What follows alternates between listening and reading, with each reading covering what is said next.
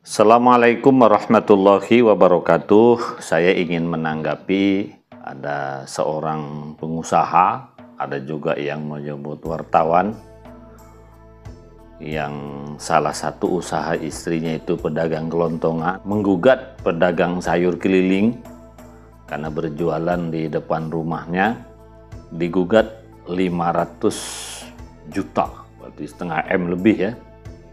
Itu katanya kerugian selama 5 tahun. Buntut dari itu solidaritas sesama pedagang rame-rame menemui pengadilan negeri Magetan ya untuk memberikan support atau bantuan. Dan uniknya lagi, semua masyarakat tempat Binter Sianturi kalau nggak salah namanya yang menggugat ini juga turut mendukung, bahwa merasa adanya pedagang keliling itu tidak mengganggu, malah membantu. Betulkah gara-gara pedagang sayur keliling itu yang menyebabkan Om ini toko kelontongannya rugi? Mari kita bahas. Sebagai pembeli atau pelanggan atau customer itu akan membeli kemana yang kita butuhkan, itu biasanya karena 4 hal. Yang pertama, karena murahnya atau karena kualitasnya. Jadi murah dan kualitas. Nah, mungkin kenapa lebih memilih pedagang keliling? Ya mungkin lebih murah, mungkin pelayanan. Kalau pedagang keliling lebih santun, lebih sopan, mungkin pelayanannya cepat. Ini halal apa tidak? Karena walaupun serba baik jualan kita ini, tapi kalau misalnya di situ barang tidak ada sertifikat halal, atau kita juga sambil menjual barang yang haram seperti babi, anjing dan segala macam, walaupun yang lain itu halal, kadang-kadang si pembeli ini mikir juga. Tapi hati masyarakat ini kadang-kadang membeli itu kepada mereka tuh yang kehidupannya tidak ada masalah, misalnya tidak sombong, banyak berbuat baik kepada orang lain. Makanya kadang-kadang kalau ada orang baik, saya mau belanja di situlah orangnya baik. Saya tak mau belanja di situlah karena orangnya tidak baik. Biasanya seperti itu, sahabatku. Memang harus kita akui ya, banyak di antara kita ini pedagang tuh yang tidak mampu atau tidak mau bersaing. Di sekitar kita kan sering juga kejadian.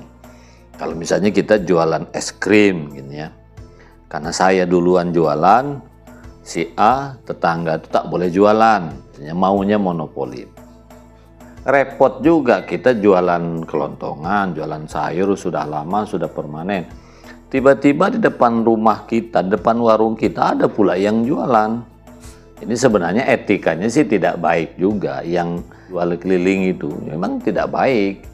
Tapi dari sisi hukum, yang penting di depan kita itu bukan wilayah kita. Artinya sudah di jalan, sudah wilayah orang, itu sah-sah saja. Nah, saya melihat di beberapa tempat, jadi kita sudah punya toko besar, katakanlah toko baju, toko tas, toko sepatu gitu ya. Toko kita ini full 3 ruko. Tetapi dia juga jualan di kaki lima, kan sering kita lihat di mana-mana. Nah, di kaki lima, ya punya dia juga, yang nunggu punya orang toko dia, karyawan dia juga. Nah, yang seperti ini biasanya strategi agar di depan rumah kita, di depan toko kita tidak orang lain masuk, tidak ada orang lain jualan. Boleh. Harapan saya kepada semua pihak, apalagi kalau dilihat dari namanya ya, Binter Sianturi, nampaknya bukan asli Magetan, tapi saya nggak tahu ya.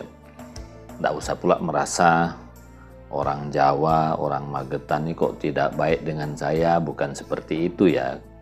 Nah, karena saya lihat bukan karena Jawanya, bukan karena tepatnya, itu mungkin karena ada kelemahan yang harus sama-sama dibenahi. Banyak kok saya lihat di mana-mana itu ya, yang pendatang justru lebih laris dari pribumi, terutama yang jualannya dari teman-teman kita, saudara kita Tionghoa. Kalau misalnya di suatu tempat ada jualan orang pribumi, ada jualan pula dari etnis Tionghoa gitu ya, itu kenapa sih orang lari ke Tionghoa? Ya, kok tidak lari ke sini? Kok tidak lari ke pribumi, kok larinya ke situ? Nah itu kan kita timbul tanya juga, kenapa sih? Katanya lebih murah, pelayanannya cepat, ya. Nah sementara di sini sudah mahal, judes pula. Artinya orang Indonesia, apalagi di Jawa itu tidak pernah melihat pendatang atau bukan pendatang. Yang penting cocok harga, pelayanan bagus, kita beli. Kalau bisa, kalau berusaha di tempat orang lain itu ada istilah di mana bumi dipijak, di situ langit dijunjung. Kalau kita sebagai orang pendatang berusaha di kampung orang supaya laris, biasanya satu, banting harga. Artinya harga tuh jangan terlalu tinggi. Yang kedua, baik-baik dengan tetangga. Dengan tetangga nih baik. Yang ketiga, biasanya banyak nyumbang di kegiatan-kegiatan sosial. Contoh, nyumbang di orang pernikahan, nyumbang di kegiatan RT RW, nyumbang masjid, tak peduli agama. Di kampung saya di Sumatera Selatan, ada kawan kita dari Medan, non-muslim lagi, di kebun gitu ya, semua muslim, laris tokonya. Nah ternyata itu tadi, sudahlah harga murah, tapi dia tetap untung. Dengan tetangga baik, ada kegiatan pernikahan, kalau orang lain nyumbang 100, dia 500. Ada pembangunan masjid, dia pula nyumbang. Ada gotong royong, dia pula nyumbang. Karena kita pembeli itu tak melihat itu pendatang atau tidak, tak melihat agamanya apa, yang penting dia ramah, cocok harga, dibeli. Oleh karena itu ini pelajaran kita bersama, mudah-mudahan kita sebagai pedagang ya tetap ramah melayani semua pelanggan, dan kita juga sebagai pembeli janganlah sangkut pautkan dengan suku, karena saya melihat di tappingan, di PT, di medsos itu katanya usir tuh dari kampung kita. Maksudnya mau diusir kemana? Kalau kabarnya kawan ini marga dari salah satunya ada dari Sumatera, mau diusir misalnya. Lah orang Jawa juga jutaan kan di Sumatera, bebas juga jualan, bebas juga berusaha, tak pernah ada yang ngusir. Jadi cara yang seperti itu tidak bijak. Kalau orang luar Jawa diusir gara-gara ada kesalahan, lah orang Jawa juga di luar Jawa kan sering juga melakukan kesalahan kan, tak ada juga pun yang ngusir.